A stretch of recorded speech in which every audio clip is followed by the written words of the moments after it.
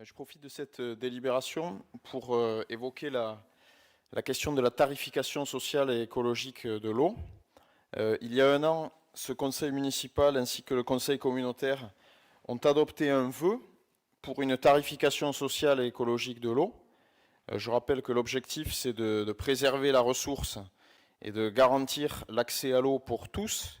Et donc, la proposition qui a été faite il y a un an, c'est de mener une étude pour repenser la grille des tarifs afin que l'eau indispensable, l'eau vitale, soit le moins chère possible, voire gratuite, et que l'eau dite de confort soit renchérie pour plus de justice et plus de préservation de la ressource. Aujourd'hui, donc, nous sommes un an après, et nous savons qu'il est plus que jamais, après l'été que nous avons vécu, plus que jamais nécessaire de repenser les usages de l'eau. Donc ma question est, où en est l'étude sur la tarification sociale et écologique de l'eau? Je vous remercie. L'étude avance, puisque ça fera l'objet d'un bureau communautaire, d'une présentation au bureau communautaire dans les mois à venir. Je crois qu'il faudra quand même assez rapidement que nous sortions de notre langage commun le fait de dire que l'eau pourrait être gratuite, parce que l'eau ne sera jamais gratuite. Le prélèvement, le traitement, la distribution d'eau a un coût. Donc un jour, quelqu'un paiera tout ça.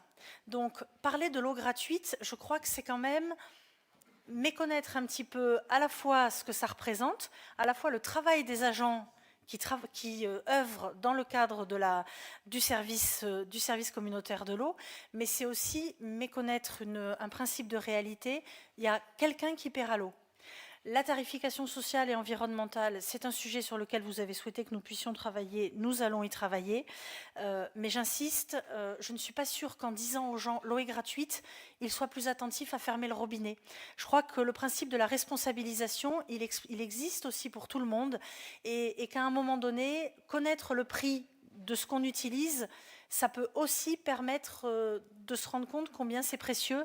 Et je ne suis pas sûre que la pédagogie de l'attention portée à la ressource en eau passe par le fait de dire « allez-y, c'est gratuit, ouvrez les robinets, il n'y a pas de problème, vous ne paierez pas ». Je ne pense pas que ça corresponde exactement à ce que j'ai dit quand même. Non, mais je n'ai pas dit que c'est ce que vous aviez dit, c'est ce que je dis moi.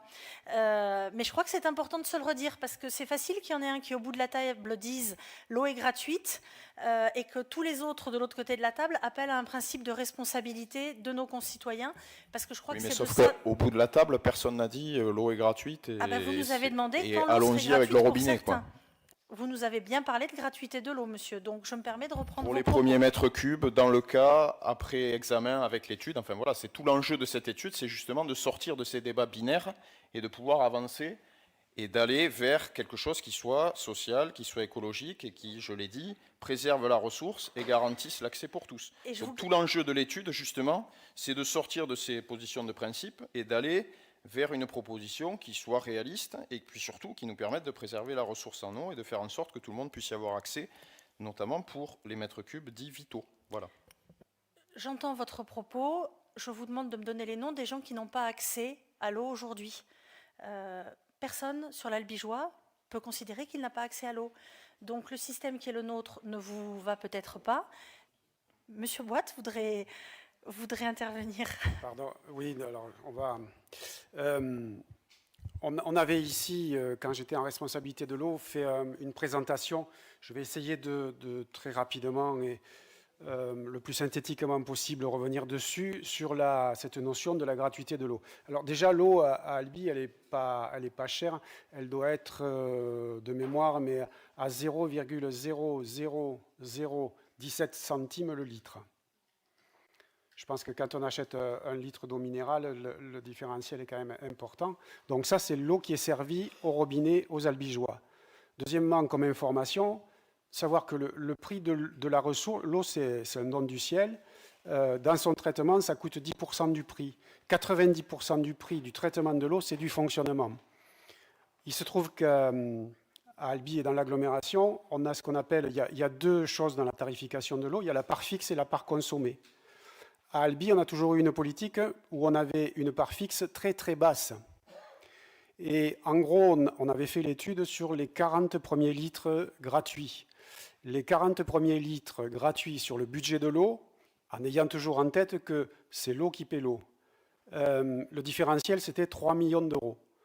3 millions d'euros, avec une part fixe à 32 euros, qu'elle était, on doublait la part fixe et on avait le financement des 3 millions d'euros.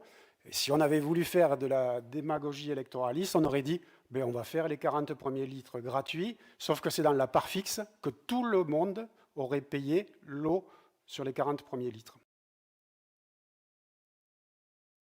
Non, juste un mot, pour que le débat ne se réduise pas à cette question de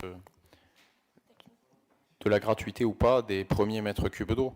L'enjeu, c'est au-delà de ça, c'est la question des usages. Vous avez raison, il y a déjà des choses qui permettent, il y a déjà des éléments qui sont vertueux dans la tarification telle qu'elle est, mais nous, notre proposition, c'est d'aller plus loin et de différencier la tarification en fonction des usages. C'est-à-dire que le prix ne soit pas nécessairement fixe pour n'importe quel usage, mais que justement, non seulement on puisse abaisser le prix des mètres cubes vitaux, mais qu'on puisse aussi éventuellement, pourquoi pas, c'est l'enjeu de l'étude, renchérir des mètres cubes d'eau qui sont gaspillés ou qui sont dépensés de manière abusive.